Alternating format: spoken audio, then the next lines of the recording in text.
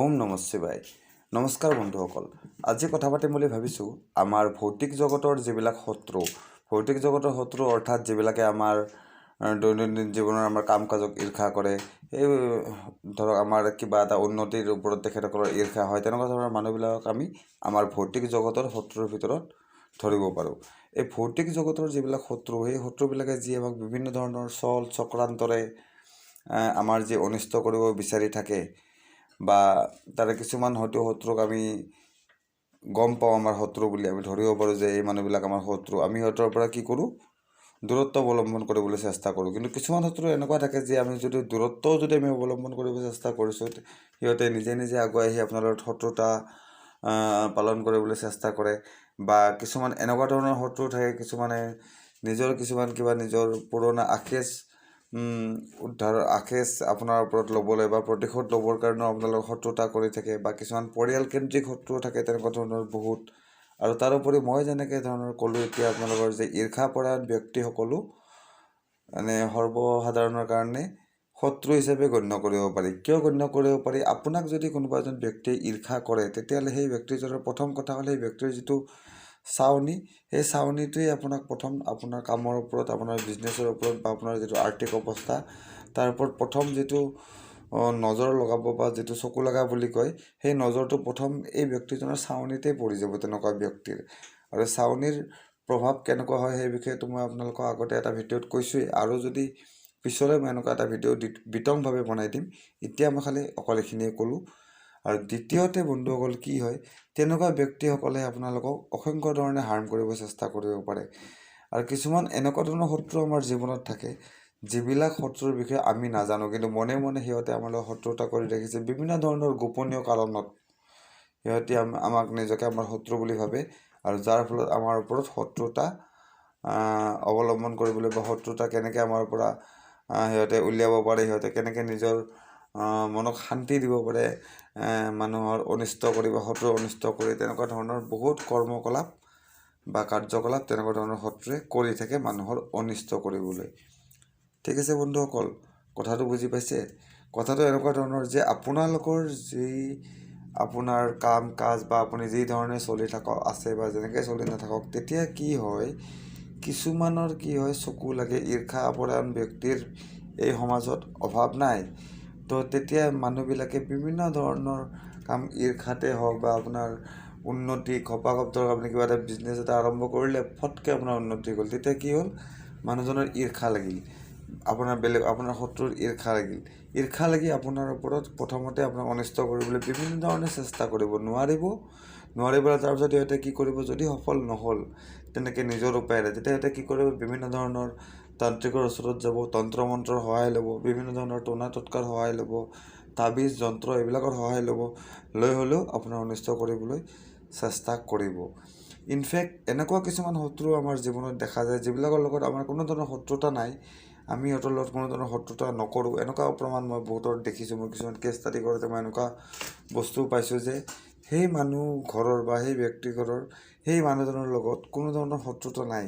ঠিক আছে, তেওঁলোকৰ বংশৰে মানুহ, তেওঁলোকৰ সম্বন্ধীয় মানুহ, কিন্তু তেখেতসকলৰ যিটো উন্নতি, সেই উন্নতিৰ ওপৰত ঈৰ্ষাপৰায়ণ হয়, বা তেখেতৰ কিবা গোপন সিহঁতৰ কিবা পাৰিবাৰিক অশান্তি আগতে আছিল, দেউতাকৰ দিনতে অশান্তিৰ প্ৰতিশোধৰ কাৰণে কি কৰিছে, এইঘৰ মানুহৰ ওপৰত, মই যাৰ কথা কৈ আছোঁ, সেই মানুহঘৰৰ ওপৰত আপোনাৰ মাৰণ প্ৰয়োগ, যিটো এটা তন্ত্ৰৰ মহা শক্তিশালী প্ৰয়োগ হয়, মাৰণ প্ৰয়োগ, যি প্ৰয়োগ কৰিলে শত্ৰুৰ মৃত্যু হোৱাটো প্ৰায় নিশ্চিত, তেনেকুৱা ধৰণৰ প্ৰয়োগ পৰ্যন্ত কৰিবলৈ তাৰমানে কি হয়, পিছ হুকি নাযায় বা সংকোচ বোধ নকৰে, তেনেকুৱা ধৰণৰ প্ৰয়োগো কৰে। মুঠতে যেনেকৈ নহওক ইয়াৰ অনিষ্ট হ'ব লাগে সেই মানুহজনৰ, বা যেনেকৈ নহওক এই তললৈ যাব লাগে, যেনেকৈ নহওক যিকোনো প্ৰকাৰে অনিষ্ট হ'ব লাগে, তেনেকুৱা ধৰণৰ এটা মেণ্টেলিটি লৈ আজিকালিৰ যুগত সমাজত কিছুমান মানুহ বসবাস কৰি আছে। আৰু যিবিলাক মানুহে বিভিন্ন সময়ত বিভিন্ন ধৰণে মানুহৰ অনিষ্ট সাধন কৰিবলৈ যত্নপৰ হৈয়ে থাকে। আৰু সেইবিলাক মানুহ বন্ধুসকল, আপুনি বিশ্বাস কৰক, 55% তেনেকুৱা মানুহ আছে আমাৰ আশে পাশে, যিবিলাক মানুহ সচৰাচৰ আমাৰ আশে পাশে ঘূৰি থাকে।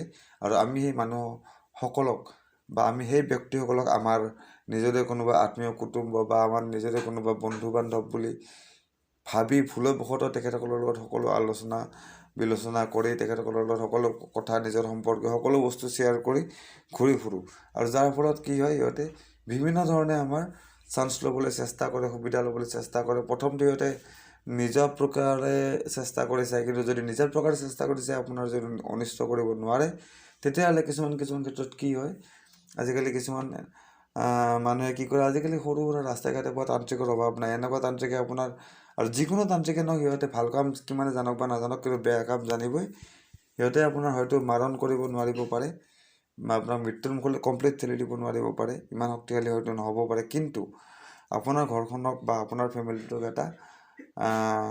এটা কি বুলি কয় নিশ্চিত বিপদৰ মুখলৈ ঠেলি দিয়াকৈ তেখেতসকলৰ লগত কিছুমান অশৰীৰী শক্তি থাকে যিবিলাকে আপোনাক এটা নিশ্চিত বিপদৰ মুখলৈ ঠেলি দিব পাৰে আপোনাক আৰু আপোনাৰ লগতে আপোনাৰ সমগ্ৰ বংশক তো বন্ধুসকল এই ধৰণৰ অসুবিধাৰ পৰা বা এই ধৰণৰ যি প্ৰব্লেম মই এতিয়া যি আপোনালোকক ক'লোঁ এনেকুৱা ধৰণৰ অসুবিধাৰ পৰা নিজকে সুৰক্ষিত কৰি ৰাখিবলৈ হ'লে কি কৰিব লাগিব বন্ধুসকল নিজৰ চৌপাশে এনেকুৱা এটা অৰা বা এনেকুৱা এটা এনাৰ্জি আপোনালোকে এনেকুৱা এটা এনাৰ্জিৰ এটা প্ৰটেক্টেড এটা লেয়াৰ বনাব লাগিব নিজৰ আশে পাশে যাতে সেই প্ৰটেক্টেড লেয়াৰ ভেদ কৰি বা সেই প্ৰটেক্টেড লেয়াৰৰ সেই প্ৰটেক্টেড লেয়াৰৰ ওপৰেদি গৈ পেলাই কোনো ধৰণৰ তেনেকুৱা ধৰণৰ শক্তিয়ে আপোনাক যাতে এফেক্ট কৰিব নোৱাৰে আৰু আপোনাৰ যি অৰা বা আপোনাৰ যি এনাৰ্জি আপোনাৰ চাৰিওপাশে আপুনি বনাব সেই শক্তিয়ে যাতে আপোনাৰ শত্ৰুক মানসিকভাৱে দুৰ্বল কৰি তোলে আৰু আপোনাৰ শত্ৰু যাতে আপোনাক দেখি ভীতিগ্ৰস্ত হয় তেনেকুৱা এটা এনাৰ্জি বা অৰা আপোনাৰ আশে পাশে আপুনি নিৰ্মাণ কৰি ল'ব লাগিব নহয় জানো আৰু তেনেকুৱা অৰা বা এনাৰ্জি নিৰ্মাণ কৰিবলৈ বন্ধুসকল একদম সাধাৰণ শ্ৰেণীৰ মানুহে এইটো কৰিব পাৰে যিসকল ব্যক্তি দৈনিক পূজা পাঠৰ ওপৰত বিলিভ ৰাখে দৈনিক পূজা পাঠ কৰে সাধকসকলৰ কথাটো বেলেগ একচুৱেলি যিবিলাক সাধক শ্ৰেণীৰ লোক আছে সাধক শ্ৰেণীৰ লোকসকলৰ কথাটো অলপ বেলেগ হৈ যায় পূজা পাঠ কৰা আৰু সাধকৰ মাজত পাৰ্থক্য আছে সাধক মানে হ'ল সাধনা কৰে যিসকলে সাধনা মানে হ'ল তপস্যা আৰু পূজা পাঠ মানে এনেই ডেইলি যিটো পূজা পাঠ সেইটো পূজা পাঠ গতিকে সাধকসকলক কি হয় প্ৰায় এনেকুৱা শক্তিয়ে অনিষ্ট কৰিব নোৱাৰে কাৰণ সাধকসকলৰ আশে পাশে এটা এনাৰ্জি লেভেল অলৰেডি তেখেতসকলৰ সাধনা শক্তিৰ দ্বাৰা নিৰ্মিত হৈয়ে থাকে সেইটো লাগিলে যি দেৱীৰে বা যি দেৱ দেৱতাৰে তেওঁলোকে সাধনা নকৰক লগা হ'লে মহাদেৱৰে কৰক মহাদেৱৰ সাধনা কৰিলে মহাদেৱৰ যি শক্তি বা মহাদেৱৰ যি এনাৰ্জিৰে প্ৰটেক্টেড লেয়াৰে সেই সাধকক চাৰিওফালৰ পৰা সুৰক্ষা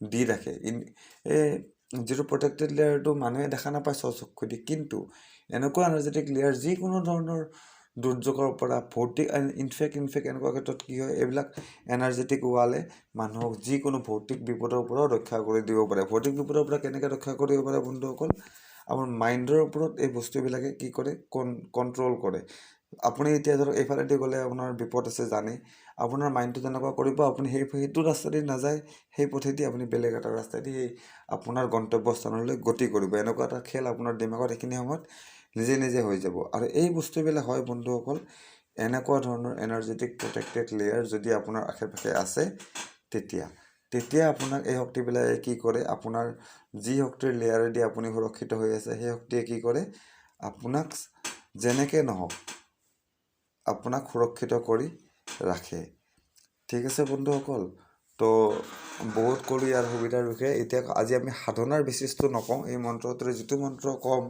লেয়াৰ বনোৱাৰ আপোনাৰ চাৰিওপাশে এটা এনাৰ্জিকেল প্ৰটেক্টেড লেয়াৰ এই মন্ত্ৰটোৰে ছেইম মন্ত্ৰটোৰে এটা সাধনা আছে এই সাধনাটো কৰিলে কি হয় আপোনাৰ চাৰিওপাশে এই লেয়াৰটোতো হয় যিটো লেয়াৰ গঠন হয় বুলি মই ক'লোঁ এনাৰ্জি লেয়াৰ সেই এনাৰ্জি লেয়াৰটো আপোনাৰ চাৰিওপাশে গঠন হয়েই সাধনাটো কৰিলে আৰু লগতে কি হয় আপোনাৰ তাত এনেকুৱা এটা শক্তি আহে যিটোৰ দ্বাৰা আপোনাৰ যোন শত্ৰুৱে আপোনাৰ অনিষ্ট কৰিব বিচাৰিছে বা আপোনাৰ অনিষ্ট কৰিব বিচাৰে সেই শত্ৰুৰ লাহে লাহে অনিষ্ট হ'বলৈ আৰম্ভ হয় আৰু লাষ্টত যে এনেকুৱা হৈ পৰিব পাৰে হয়তো সেই শত্ৰুৰ মতি ভ্ৰম হৈ যাব পাৰে বিকাৰগ্ৰস্ত হৈ মানসিক বিকাৰগ্ৰস্ত হৈ পাগল পৰ্যন্ত হৈ মৃত্যুমুখতো পৰিব পাৰে কিন্তু সেইবিলাক নহওক বন্ধুসকল সেইটো কৰিব নালাগে সেইটো আহি পৰে এই মন্ত্ৰটোৰে যিটো মাৰণ প্ৰয়োগ মই অলৰেডি অলপ আগতে কৈছিলোঁ মাৰণ প্ৰয়োগৰ বিষয়ে মাৰণ প্ৰয়োগ কৰিব পাৰি এই মন্ত্ৰটোৰ জৰিয়তে ইয়াৰো বিধান আছে কিন্তু এই বিধানটো মই আজি ভিডিঅ'টোত আপোনালোকক নকওঁ আজি ভিডিঅ'টোত নকওঁ মানে কি মই ইউটিউবত এই বিধানটো নকওঁৱেই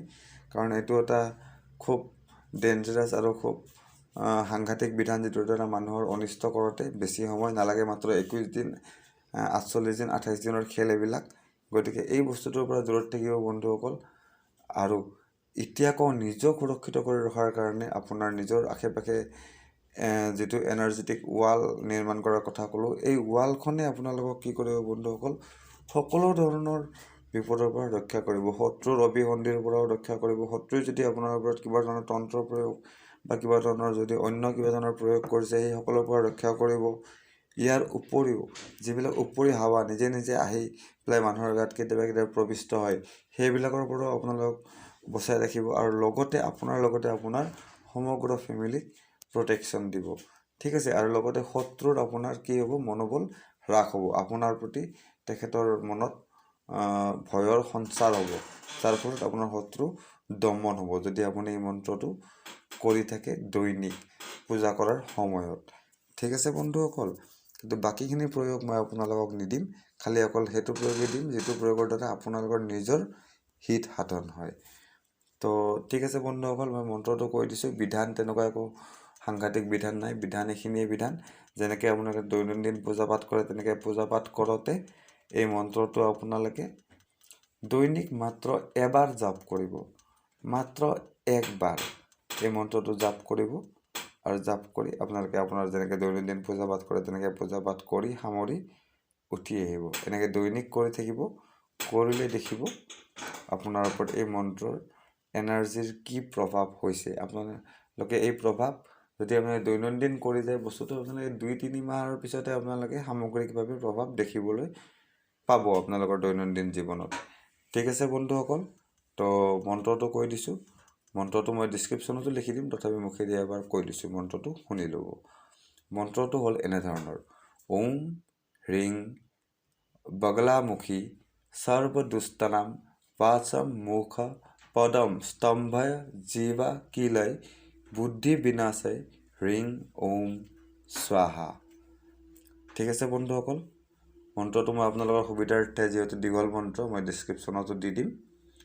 তো তাৰ পৰাও আপোনালোকে মন্ত্ৰটো লৈ মই কোৱা ধৰণে ইয়াৰ প্ৰয়োগ কৰি জীৱনত অদ্ভুত ফল লাভ কৰিব পাৰিব বন্ধুসকল।